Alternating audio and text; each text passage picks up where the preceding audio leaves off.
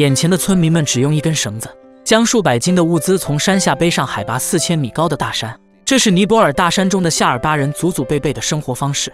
所谓靠山吃山，随着近年前来挑战珠峰的人越来越多，当地夏尔巴人瞅准了做导游的商机，他们会带着探险队攀珠峰，探险队支付他们丰厚的报酬。他们会将这些生病或受伤的登山者徒手背下山。这条路上危险重重，小伙格曼的哥哥就在一次上山之后再也没回来。妻子担心格曼有一天也会消失在山上，于是小俩口用作向导的积蓄开了一家民宿，搭起了卫星电视，修起了2层小洋楼，孩子也能送到首都加德满都上学。但民宿的经营少不了经常需要往山上运送物资。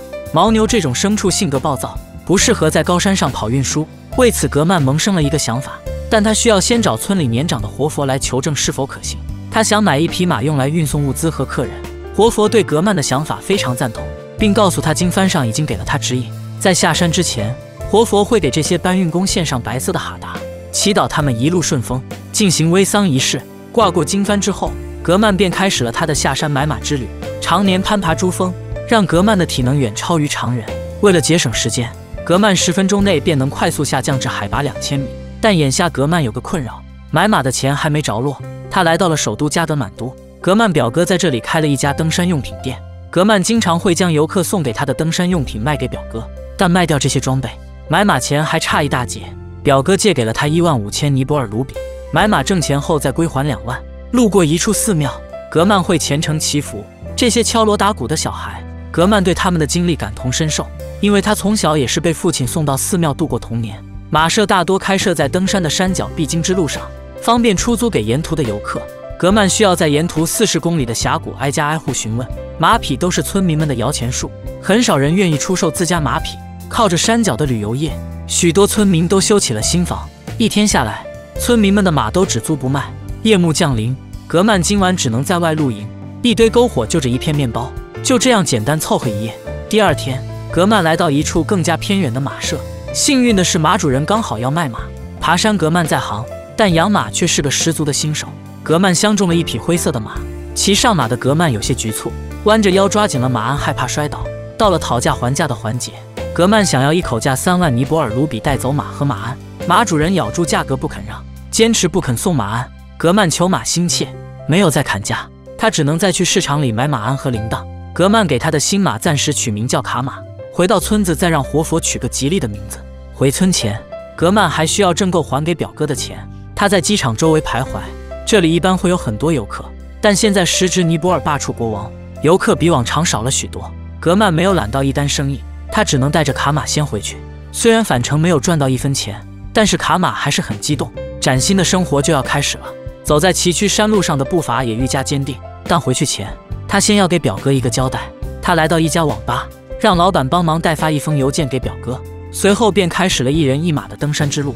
第一次攀上高海拔的卡马有点抵触，格曼越是用力拽，卡马越不走，连着喝了几口溪水之后才继续前进。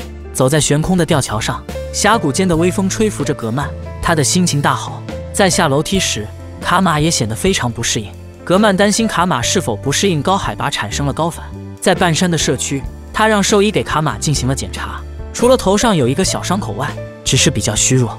在这悬崖边上，还没人尝试过用马来运输。格曼是创新的第一人，他用身上最后的钱，向路过的货商买了一些玉米，用来当做卡马的粮食。格曼立即给卡马倒上玉米，卡马吃得很香。一旁的乌鸦见了都眼馋，不断尝试马口夺食。吃完玉米的卡马瞬间体力恢复。就在格曼准备身无分文回家时，山路上一个拄着拐棍的人正艰难前行。拉克帕曾经也是珠峰有名的夏尔巴人向导，他是第一个将无线电背上珠峰的人。因为一次行动中在雪山上被困2天，被发现时已经被冻僵，幸得只是搭上一条腿。这是卡马第一次尝试在山路上载人，格曼将护送他回家，这也是他第一次验证他的想法是否能付诸实践。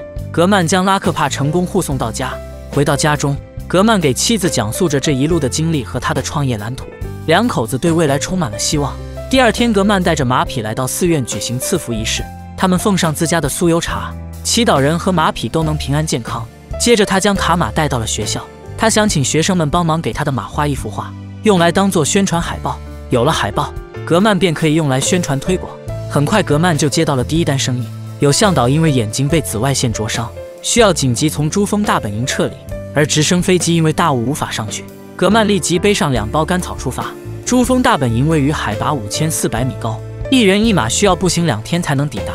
在攀升到海拔4700米高时，粮草就已经用完了，而此时的植被也非常荒芜，卡马只能挨饿上路。